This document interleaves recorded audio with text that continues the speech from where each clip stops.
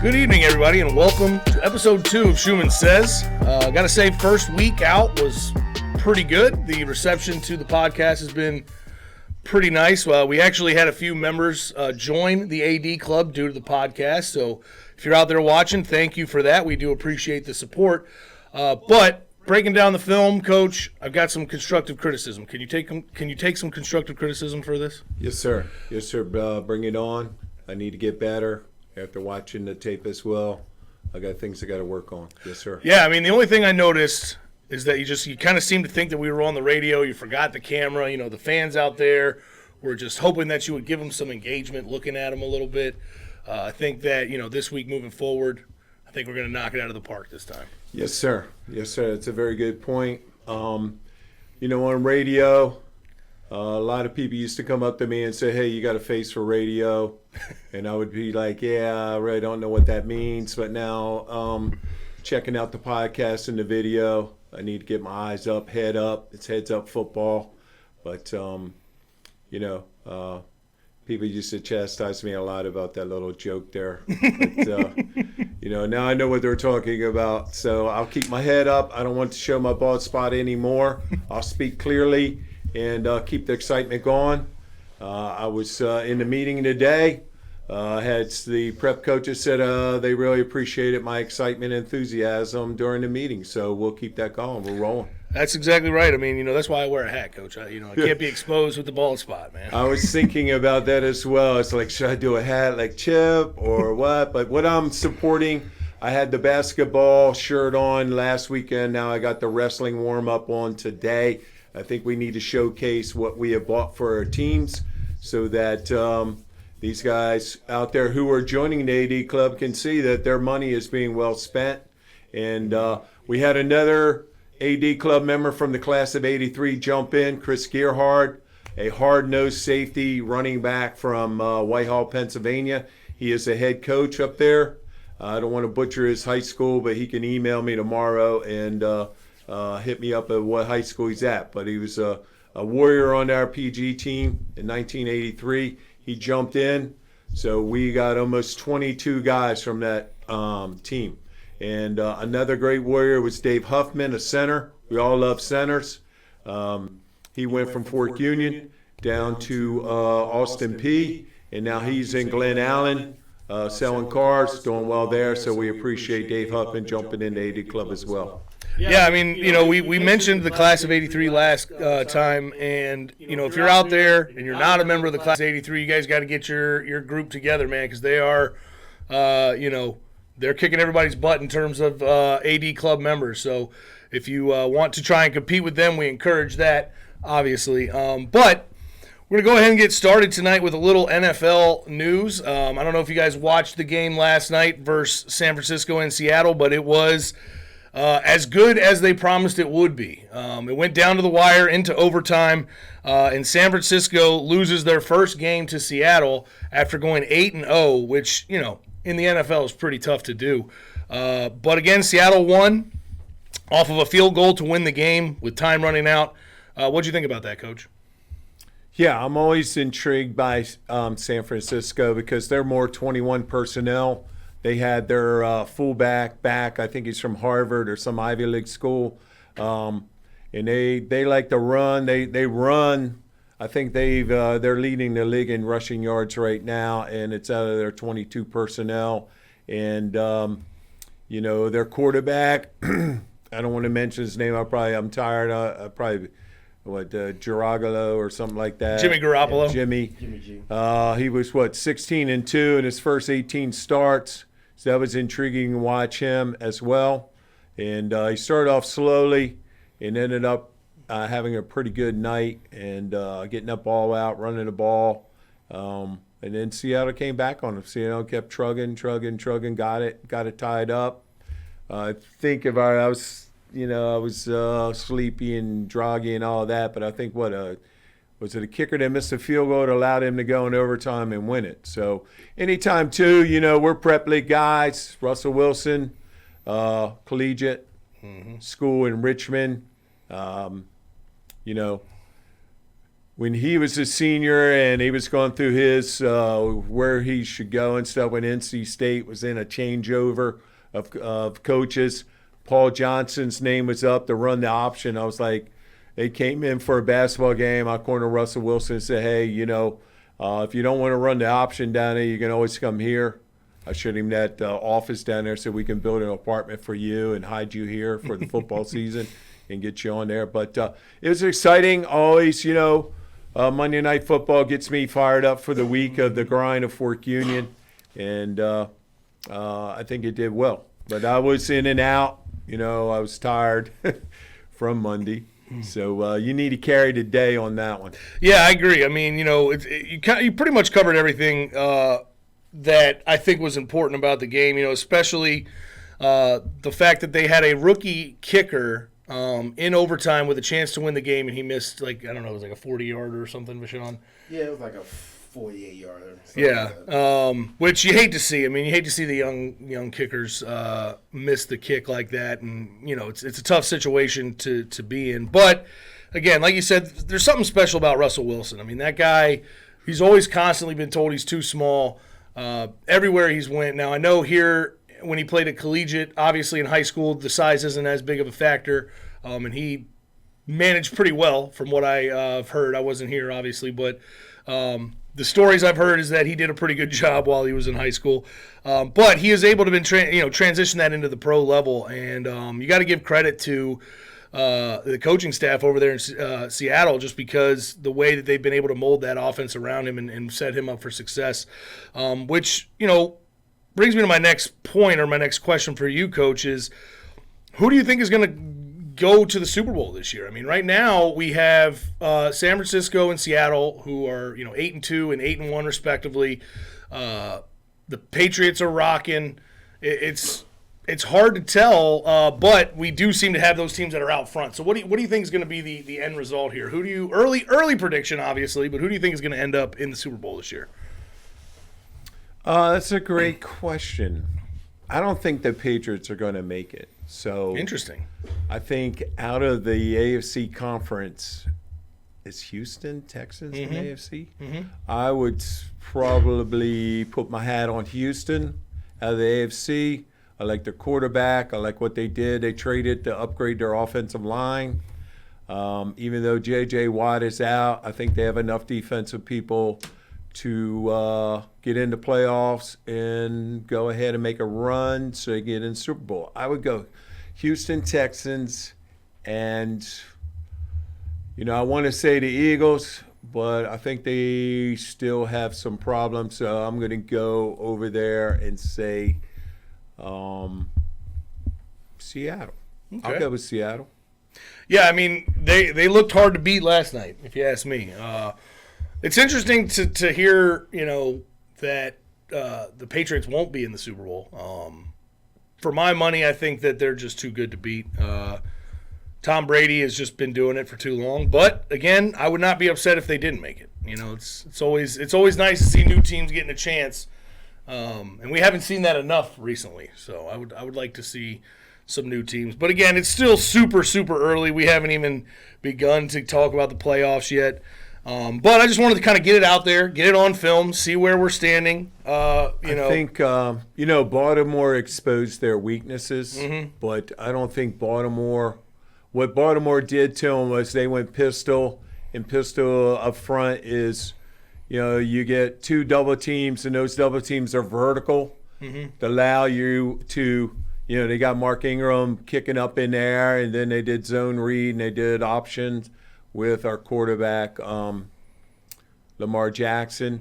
But I think people will defense him and scheme the pistol offense up. Now, they were creative putting I think that was a great message, RG3 in the backfield and running an option with him Sunday. It was pretty creative.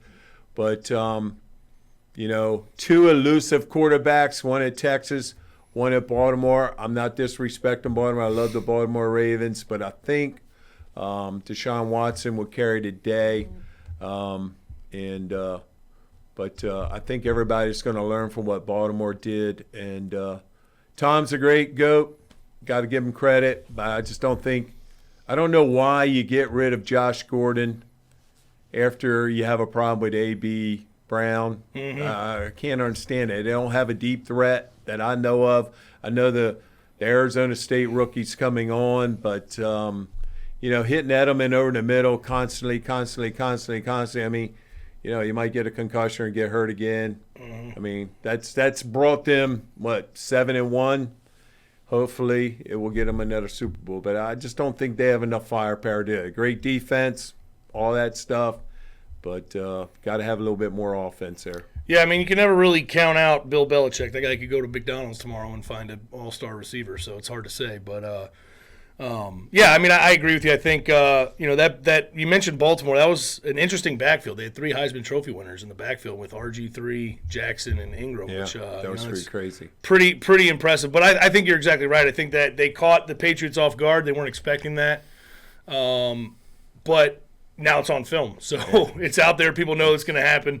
Yeah, scheme them up. So, again, moving on to another football topic. Again, it was a crazy weekend in college football.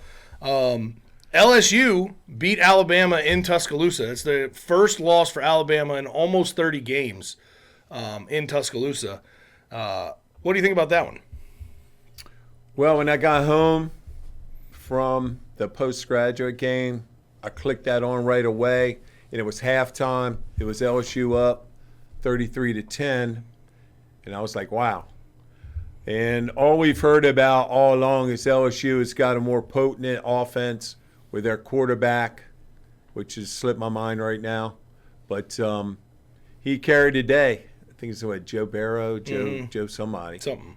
Yeah, And Joe Burrow. Joe Burrow, he carried the day. He got the offense scoring, obviously. And then it was amazing how Nick Saban, everybody came in, made some adjustment at halftime, and they start chinching away at the lead, chinching away. And I thought Alabama was going to make a great comeback and win that game. But the offensive LSU held up and got one in late. I think Barrow scrambled, got a big chunk, got him down there, got him in to make it 45, got a little space there, and he ended up winning. Again, to me, it's exciting to watch LSU. They fixed their offensive problems. They actually hired a kid out of William and Mary who had some training out of William and Mary and went with the Saints as a quality control offensive guy. So he was taught by a great offensive mind down there at William and Mary with Laycock and Kevin. Can't remember. So he used to be at Virginia Tech. Kevin somebody out of used to be at Virginia Tech. Then he went to William and Mary, finished up his career there. He's on their radio broadcast, and I liked it. Anytime Alabama gets knocked off, it's good for college. It's good for the enthusiasm of the college world. So now let's see if Alabama's got what it takes to climb back up there, and it's going to be interesting. 4 more weeks? Mm-hmm. Yeah, I mean, if history's any guide, Nick Saban will do something to get those guys ready for the next one. But this does throw the current standings for the playoffs. Now, again, I think the first official rankings will drop sometime this week for the playoffs. But as it stands right now, we have LSU number 1. That's no surprise as they beat Alabama in Alabama. Ohio State is 2. They absolutely trounced Maryland this weekend, 74-14 or something. Clemson is 3, and then Alabama is still hanging in there at 4. I mean, Sean mentioned he's kind of surprised that that Alabama's still in the top 4. But it's hard to discount them. I mean, they've been doing it for years. And if history's any guide, Nick Saban will have them bouncing back pretty quick. But do you think that that's going to hold, or do you think it's going to shift a little bit before the end of the season? Yeah, just listen to Herb Street and all these guys. They're talking about now that it allows the Pac-12 to sneak someone in there, but I just don't see it happening. One thing I think Georgia's 5, so Alabama was not going to slip below Georgia because Georgia lost to a non-ranked team at the University of South Carolina. They flubbed up that weekend and slid them down. And, when when 3 loses to, or 2 loses to 1, or 3 loses to 1, I mean, you really can't slide them down Right. that much. I think Alabama is ahead of Georgia, so I would keep them 4, Georgia 5.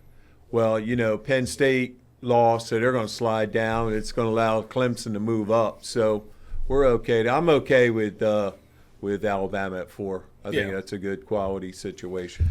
The real question is do you think that they're ever going to expand the playoff? I mean, 4 teams kind of cuts it off to where you got to – I mean, there's at least 2 more that might fit in there. Maybe expand it to 6 or 8. Do you think that they'll ever do that? I don't know. What do you think? I think it's in the works. I think it'd be a great idea to expand it, go to 6, maybe 8, maybe 10. I'm good with 10. Yeah, I mean, the FCS – I mean, is it the FCS?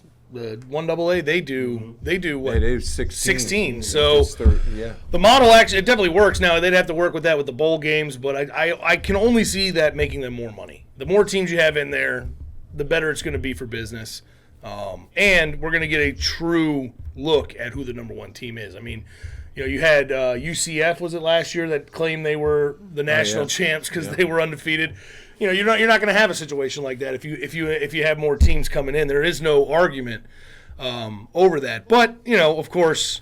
Yeah, I like even amount. I mean, you can have 4-tier bowls. You can have your rolls, your orange, your Tostito and sugar. They can handle the top 8. I would not want to go to an odd amount where the number 1 team gets a bye. Yeah. I mean, it's just play it, get it going, knock it down. Keep knocking it down till you get a championship. So I think there is a gap. Seems like to me that there's a big-time gap between the last game and the championship game. Mm-hmm. So, just let them play it off, see who's hot, and see who comes out. Get a little bit more December and January madness and to steal a little bit from the March Madness crew. So exactly. I'm game to that. Yeah, and they can still have the lower tier bowls as well. Still let those smaller teams. Yeah, we've been to Military Bowl. I've been to Military Bowl probably 4 out of 6 years. It's a great bowl up there in Annapolis, especially when it's not as cold as it's getting today and tomorrow. Yeah. But it's been a good time. I watched Temple Wake Forest. That was a great game. And we've been up there twice for Virginia Tech. So I'm game to that. We've been to the Gator Bowl, which is now down there. We went and visited. It's called the something World Bowl, Campus World Bowl, Camping something World like Bowl, that. Yeah. Went to Orlando, had a good time. Then you just get back from Orlando, so you know what that means. Oh yeah. You were on those rides and probably That's dressed right. up as a princess. No princesses. But, Our daughter Liz, soon as I remember her jumping over the gate. She didn't even want to wait in line, man. She jumped over the gate. Hey, Like, Disney's a man. special place, man. You go there, everything is different. If you man. can't All the go rules to are Canada, off. That's right, exactly. Go to the Epcot Center and take the world tour. Exactly right. So you mentioned Virginia Tech and kind of tie this into another ACC team that has been in the news recently is FSU firing their head coach Willie Taggart after just getting a win, which is kind of weird. They just won this weekend, and then they gave him the boot, and now the speculation is that they're going to hire Deion Sanders to replace him. First of all, I'm sad for Willie Taggart. He's a good guy. I agree. I met him a few times, and he's a down-home, good old guy, player coach. I guess, the wins just wasn't enough for the Florida State fan base. And, you can see they have quality people. They just beat Boston College, and they're close to being bowl eligible. So I can understand them trying to bring in a name like Deion, flashy, doing the Herm Edwards type of thing where the Arizona State said, I'll bring in a pro guy, a guy that's been on ESPN who has a lot of following. And he's done a good job at Arizona State moving it around. But, I don't have a problem with Deion.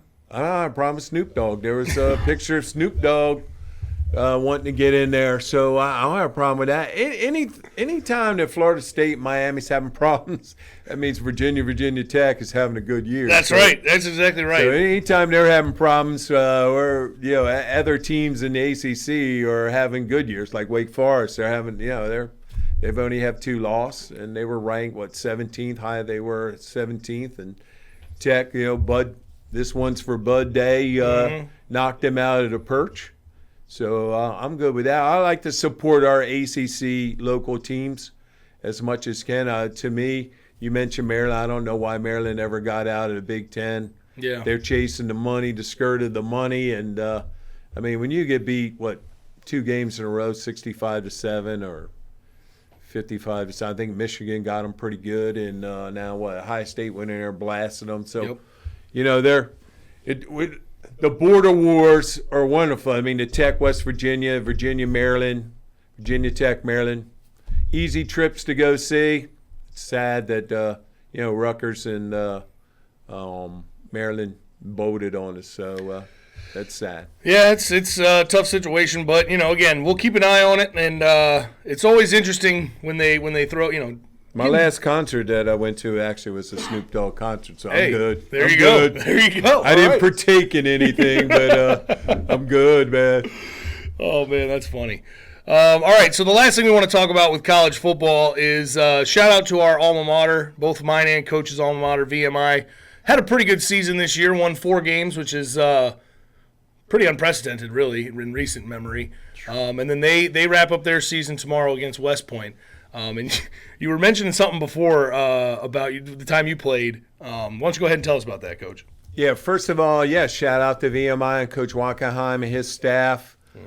They won 3 conference games, which we can't remember VMI winning 3 in the Southern Conference.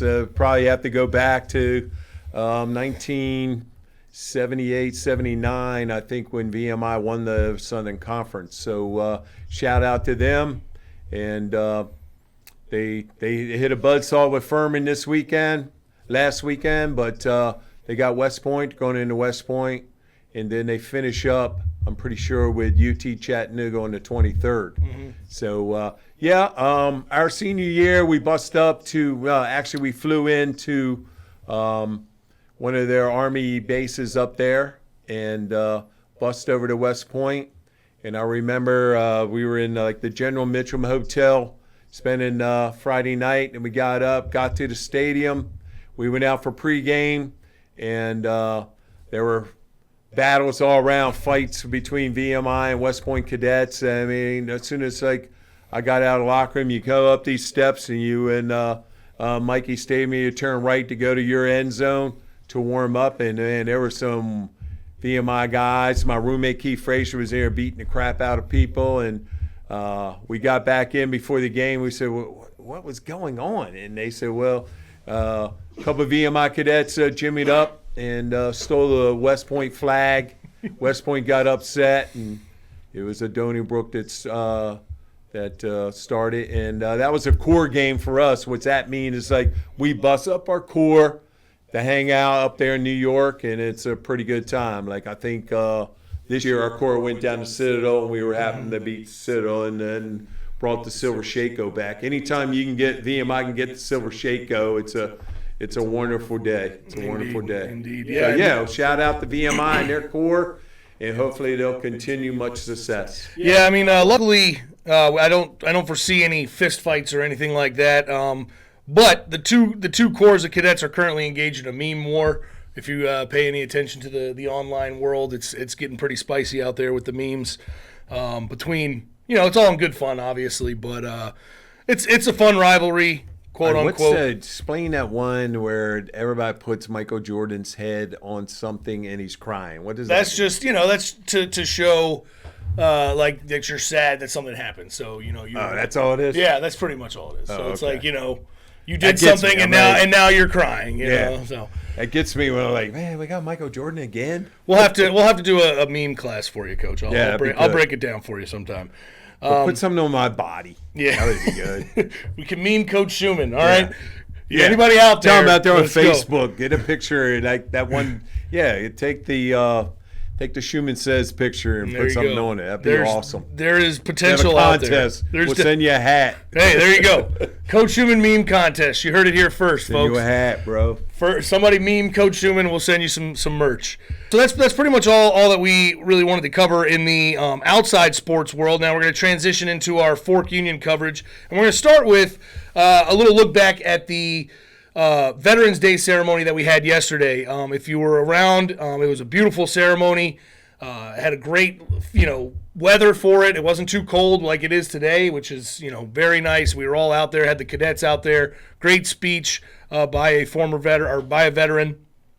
And I got to say, it was a really nice, little break in the day to get out there and remember our veterans. Yes, sir. Beautiful day, wonderful ceremony.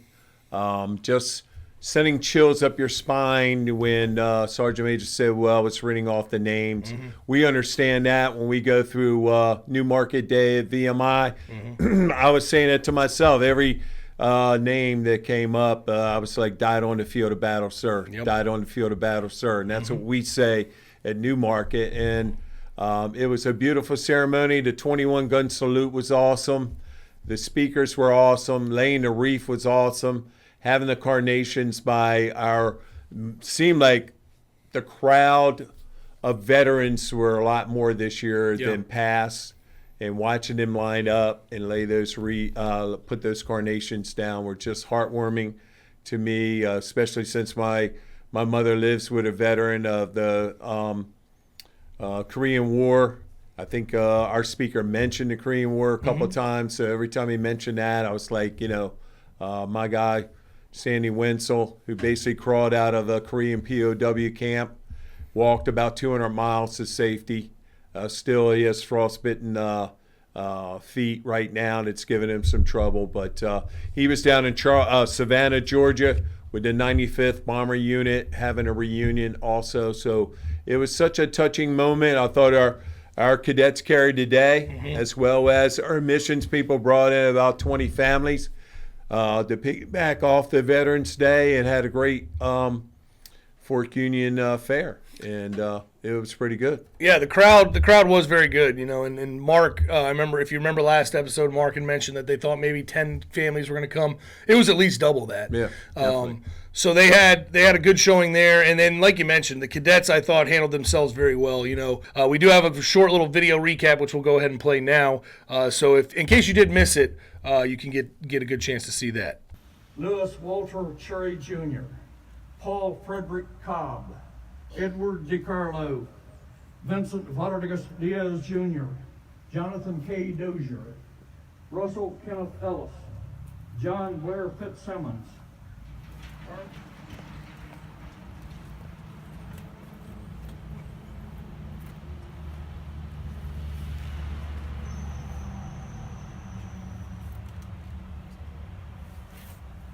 All right, so now moving on to the Fork Union Sports Update. We've got a couple of things that we need to mention, and we're going to start off with the cross-country team. What can you tell us about them, Coach? Cross-country had a great year. We were third in the Virginia Prep League. And being a first-time AD, I'm starting to, see firsthand this Prep League is no joke. I mean, St. Chris won the Prep League. And they ended up winning the states also. So we were 7th in the state, 3rd in the prep league. We had 2 kids make all prep and 1 kid make all state. Awesome. Kelly and I, we traveled down to Pole Green Park and watched the state match. And it was eye-opening for me. With we had 2 division races that we were in Division 1. We watched a runner from Episcopal High School win that. Then I had WNL had a cross-country coach here. He pedaled up on his bike and said, hey, man, where's this guy from VES? Why ain't he in the first race? And I'm like, I don't know. I think they're in Division 2. He's supposed to run sub-15. And this fellow went around the course, and I think he ended up like 15:24. But they were all expecting him to go sub-15, which would be a record, and so on. And then we watched the women's and so on. But it was a great day, too. It's allowing me to understand different sports, coming out of just a football base for 39 years. Now I'm starting to understand soccer. I'm starting to understand cross country, and so on and so on. But cross country had a pretty good day, pretty good season. That's good to hear. It's good to hear that our team, not just football, is thriving, and that's something that I think a lot of people in the wider community may not realize, is that we're not just a football school, we're not just a basketball school. We're pretty good at most sports, and to kind of transition into talking more about that, we also have indoor track coming up off the piggyback of cross country. Right, Coach Winston Brown, head cross-country coach, head track coach. He is ready to go and kick off this indoor season. I think they're going to do a scrimmage with Woodbury on December 6th, and then they're loading up and heading to an indoor meet at VMI. So it's going to be pretty cool. You know, VMI has that brand new indoor training center with a track, with training for military people and so on. So I think Winston's got his team ready. They're loaded with hurdlers, he says. He's got Bob Berger out there coaching the hurdlers. Bob Berger has been known to develop big-time hurdlers. We talked today about maybe trying to get Mr. Moss out there to get his hips a little bit more stretched out, get him over hurdlers, get him some great times. Like our tradition, we've had Chris Washburn be a hurdler, Michael Quick, all these big, high-powered Eddie George athletes can get him in there, get him going, maybe get him a little bit more notoriety and get him into an upper echelon school. Our throwers are back. All of our throwers are back, so we're excited about that. We have a speed guy. Cadet Reynolds is supposed to be world-class, sub 11 seconds, probably be 6'2", 6'1", 6'3" in the 50-yard dash. So we look forward to him. Reynolds, bypass football to train for track, so this is his season. Shine, Let's see him. Time to shine. Yeah, I actually have him in class as well right now, and he's doing pretty well. Seems like a bright-eyed guy, I agree. intelligent guy. Look like he's got his body a little bit more physical. Worked hard in the weight room.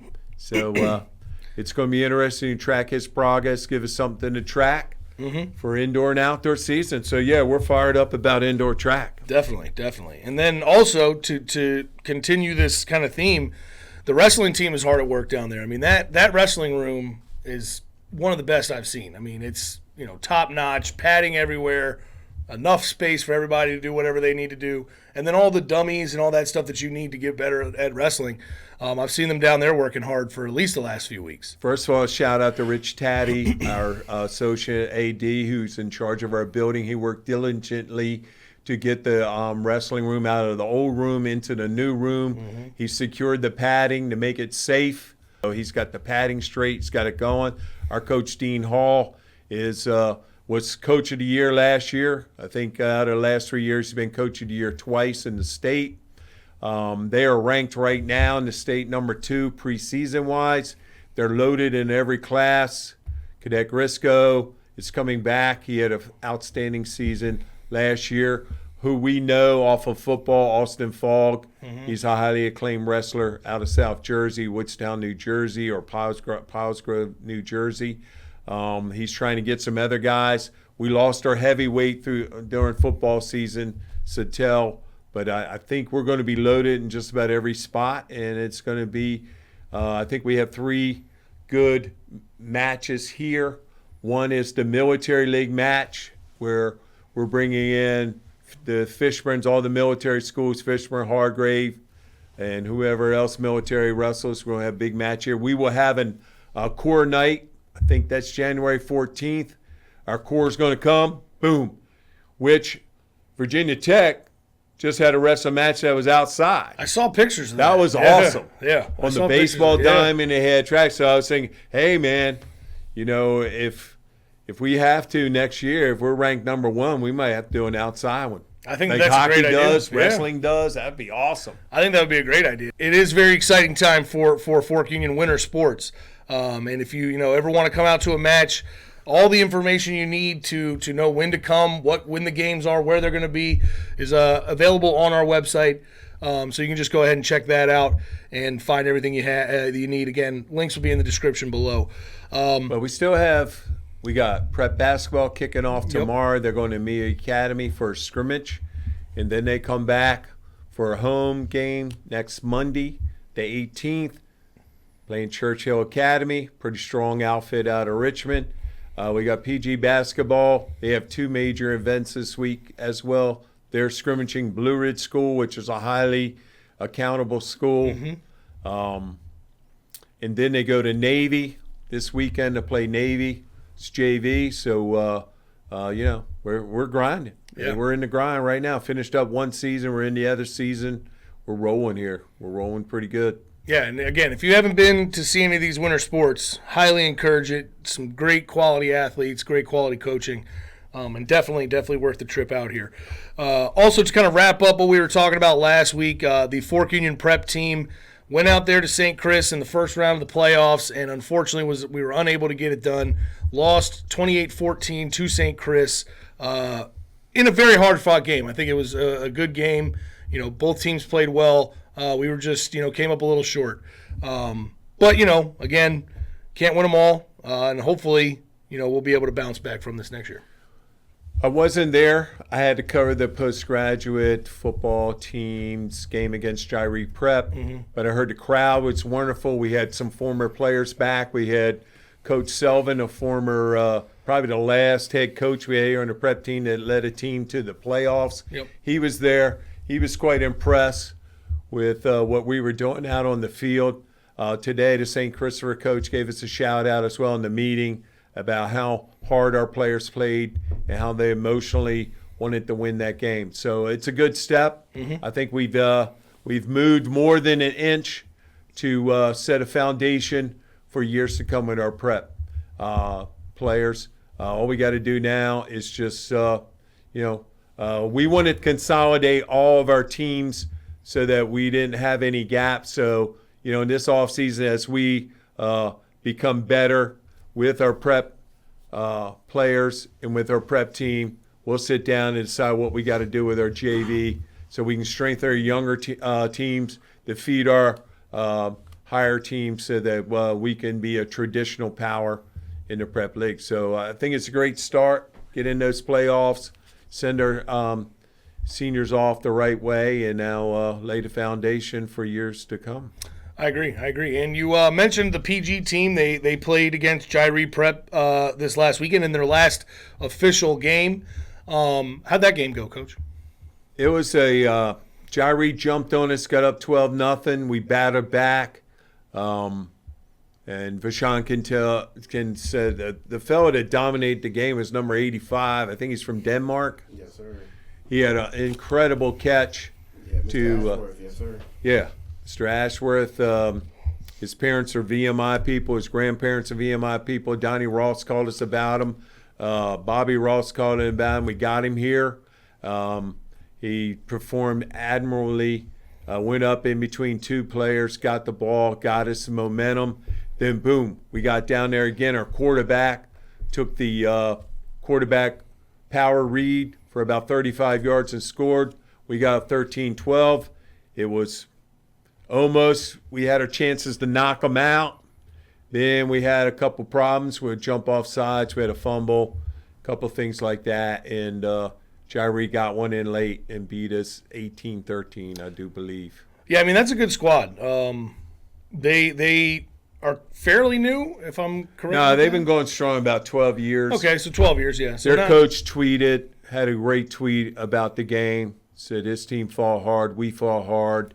He was impressed with our hospitality and things of that nature. So I thought that was Coach Williams at Jyree gave us a pretty good pub on Twitter. That's good. Right after the game, and a lot of people retweeted it and followed it and so on. So we appreciate that. It's been a battle, and it's not as intense as Hargrave, but it's there. If Hargrave would ever bring it back and bring that intensity back. Somebody just a couple weeks ago was like, man, that Hargrave Fork Union game was nothing like that. It was a battle for 3 hours. But Jyree, I think we're about we're probably 12-4 against Jyree. We opened up 10 wins in a row, and they have had our numbers probably out of the last 4 years. They're beating us probably twice. Out of the last 5, 3 out of 5. Okay. So hats off to them. They came in, they got it done. We'll get ready to go down there next year. That's right. I mean, that's like you said, without the Hargrave game, we need those rivalry-type situations, and that has been one that's kind of emerged for us. So it's good. They've also talked about, I talked to their people about playing twice, and I was like, hey, we used to do that we're good with that. We used to do it with Open Hargrave. up with you and finish with you. So yeah, I think that's a great idea. because they know that we had some cancellations, and a lot of PG teams. Milford had a couple cancellations. East Coast Prep had a couple cancellations. They're like, hey, we should just, do this. What has happened is like a few Southern PG schools, they play a lot of JV teams, and those JV teams only play 4 games. So that's kind of edged us out. We can't get in there with the Methodists and the North Carolina Wesleyan's because they've already got their 4 games. So, we'll work on that schedule, get a great schedule next year. And, I think Coach Frank Ertz did a wonderful job his first year. Got his feet wet. He knows what to do. And, and Vachon, I mean, we've lost 3 games, but by like 7 points. Yeah. He was 7 points away or 8 points away of being undefeated his first year. Every game we were in. Yeah. Every time we were in. Yeah. So what? 3 points at Valley Forge. It was 16-7, so that's 9. That's 12. And I was thinking, hey, we're going to go down and score, kick the extra point, beat these guys 19. So it's 6 more. So 18 points away from an undefeated season your first year. My first year, I was 4-6. Yeah, I mean it's a special beast trying to take a bunch of guys who've never played together, turn them into a team in 2 weeks, and then go play games. That's not easy. That's crazy. Yeah, it's not easy to do. Thank God I'm not doing that anymore. Well, Gary had one of your former players as their coordinator too. Yeah, Spencer Duncan. I forgot. Yeah, Wow, Spencer did. Spencer? Spencer He was here when I was here yeah. last time. Wow, Spencer came A in. few secrets how to beat I like that kid. Yeah, he was. Spencer was very thankful and grateful for his opportunity to be a player at Fork Union. He couldn't thank me enough before and after the game. And I took his picture. It was a great picture. I mean, we should use that as a cover or something. I took his picture, and then I took Kyle Gregory's picture, who's been a adamant follower of our team. And one of our players was at midfield on his knee praying, and I got a lot of response when I put that out on Facebook. Like, it's wonderful to have a alumni back, but check your postgraduate out, photobombing your picture praying. And I thought that was wonderful. And then one of our Adam LaFleur, he put a post out, why don't you get that guy at Fork Union? I said, that's the first thing I thought about. I said, Spencer, when you get done, we got to figure out a way to get you here. Really? I mean, 100%. It's your first class, you're knowledgeable, and that's what we look for. Exactly we look for guys like that, former players who can come in and understand our process. Exactly right. And so to wrap up this discussion about the PG team, the next event is, I guess we're calling it the foundation game or the federation game. Federation game, I think is what Frank was calling it. Yeah. It used to, back in my day when I was here as a PG, it used to be a combine. That is no longer the case as the NCAA has regulated us out of that. So why don't you talk about how this foundation game or the federation game works? Okay, so back in the day when I first started, I said Fork Union needs to do some things to stay ahead of the crowd. So we were the first school to start working out our prospects and getting their indicators on a sheet of paper and then try and explain to them, like, hey, you've come to the doctor office, here's your prescription you have to follow to get ready for the season. So then we started working out kids and collecting our team, and then we would do a May workout. So we used to call that a May mini camp to keep ahead of our Hargraves and Jairi. They don't do that. So then we said, all right, before they leave, we got to do something. We have to have an impact, before they go away, and then as they come back, do something to put a wind in their sail and get going. So we always started after Thanksgiving, work out a week, and then have a big game, federation game, intra-squad scrimmage to draw a crowd of coaches and send them out with something. This year we're different because our academic schedule is new and different. We finished the second term before Thanksgiving break, so we're allowing our guys to finish up with a federation game and then head on to Thanksgiving. And then that allows our guys to have about 10 extra days of recruitment. Because when we would do the game in December, let's say it was December 7th, we only had 8 more days before it closed. Mm-hmm. See, it gets quiet, it gets dead on December 15th every year now because you have a early signing on the 17th. So this is allowing our guys from November 21st now to December 15th. It expands our window of opportunities to place kids. It's great. Whereas before, we had a very Very narrow, thin, yeah. narrow. So if anybody's out there thinking, why are they leaving before Thanksgiving? So one, it's academic. And two, it allows us more. There's more opportunities for January admits than there are for August admits. True. So we want to jump on, just like, if LSU has 16 fifth-year seniors, they're done in January. Right. So that gives us 15 slots to jump on. So that's what we're trying to do. We're trying to, if you're getting rid of your fifth-year seniors, after your bowl game, we want to get Slide that in. slot. So there's pros and cons to everything, but this year I think it's going to be beneficial with our placement, even though, it's been a long haul. It's been a long 4 months with these guys. Definitely. But it's positive. It's a federation. And before I leave tonight, I'll probably call my Canadian contact because he's supposed to be up there working out with a team and trying to bring a team down for us to face. I mean, we like to bring the Canadian guys down Oh, yeah. so we can evaluate them for next year as well as give our guys fresh blood to, work on. I mean, we have to pair them up. Back in the day, in like 1989 and 90 and so on, when I had 25 signees already, I would get them together and say, we're going to put a WWE fest on. You guys fake it. Yeah. And let Make this these guys look good. beat Yeah. you so that, help me out. Your place, you got to play somebody. Yeah. So now we don't do that because Yeah. we don't bring in that many signees.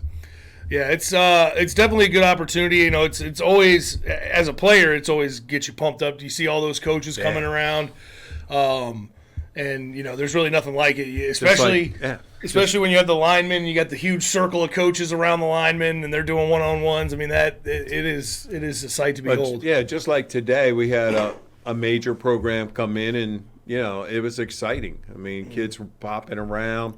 They were getting their juice out, and we had the circle, and Yep. Coach Eric was sitting there calling people out, like, hey, I need this guy, I need that guy. They were battling, and, like you said, I mean, when a coach comes in, it's a pretty exciting time. Yeah, and obviously the ultimate goal is to make sure that these kids have a place to play next year. And hopefully, again, they are able to show up and show out when these coaches are here, and they'll get placed because that is the ultimate goal. Yes, sir. Placement is it. Opportunities. Even if you get a walk-on opportunity, it's not a bad deal now. That's right. You can go walk on at the highest amount, and if you do not like it there, or if you're not getting rubbed the right way, getting playing time, you can slide down without punishment. Exactly. Or you can graduate quickly and move on. Like we put a kid down in Middle Tennessee, and he was a brilliant guy out of Lafayette, where Purdue is up there in Indiana. And I was like, hey, you're smart enough, graduate in 2.5 years and get out of there.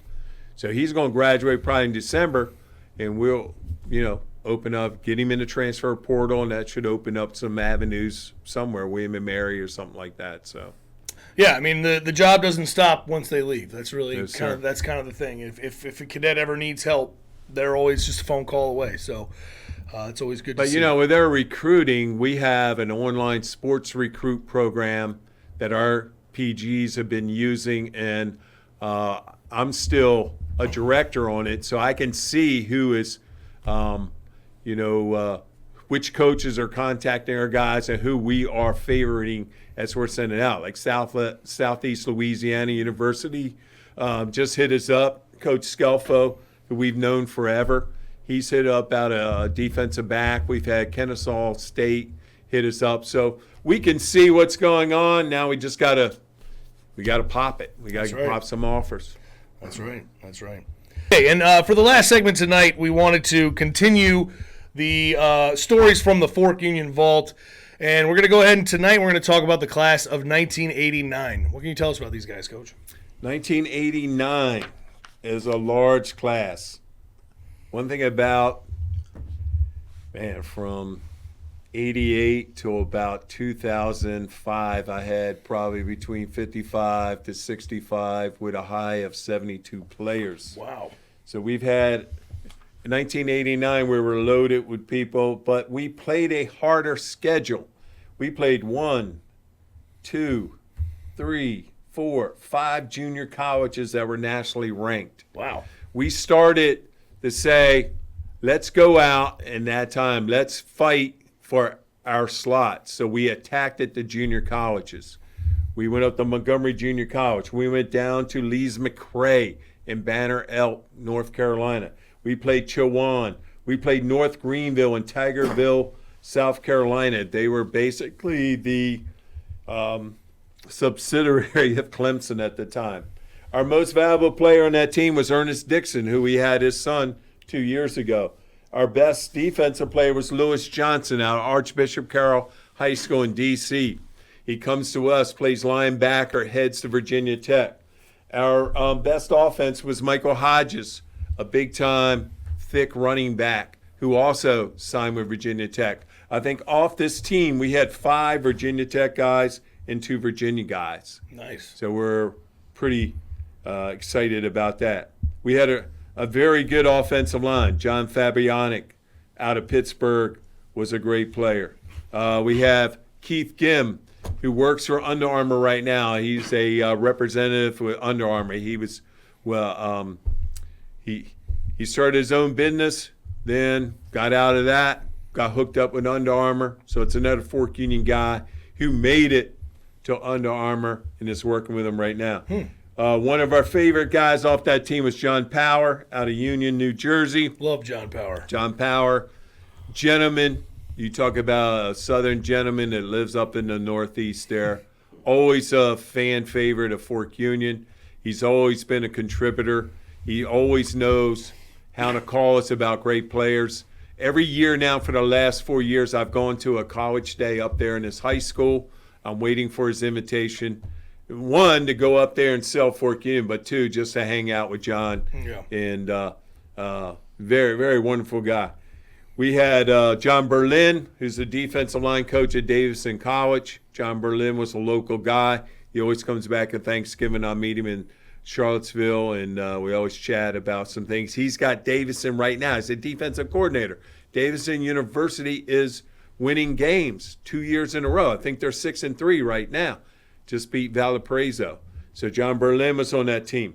Tally Hare, quarterback out of Bethlehem, PA. Travis Hawkins, right out of Chester, Virginia.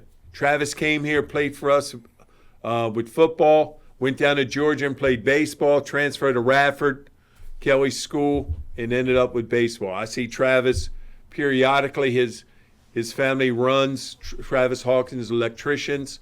They have just worked out a deal with Dominion Power down here in Bremo, so I see their truck and see their stuff. Just gave one of their workers a shirt for Travis myself. Awesome. Bobby Phillips, great running back off that team.